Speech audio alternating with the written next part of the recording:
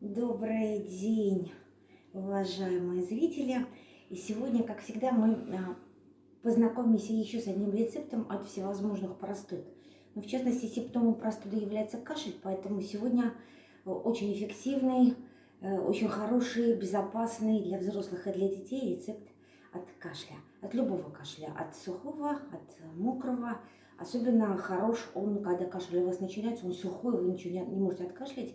Так вот, этот рецепт однозначно поможет выводить мокроту из органов дыхания. Что для нас понадобится? Понадобится обыкновенная черная редька. Подчеркиваю, черная редька. Да, редьки бывают разные, но нам нужна черная. Нужен хороший настоящий мед. Стакан, нож, ну и ложечка. Итак, что делаем? Берем редьку, помыли ее предварительно. Срезаем верхушечку. Вот так вот, чтобы было. И вот в этом верху делаем вот такую вот ямку.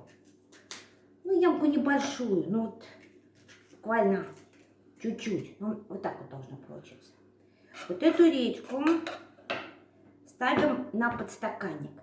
Стакан, кружка, все что угодно. Главное, чтобы редька лежала, да, сверху вот так вот.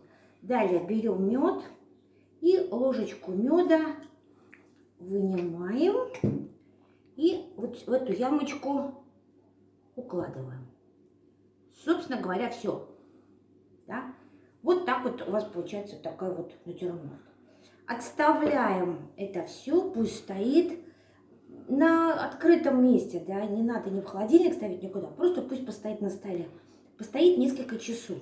И что в результате у нас получится? В результате у нас получится вот такой вот следующий натюрморт. Это у меня кружечка стоит уже второй день.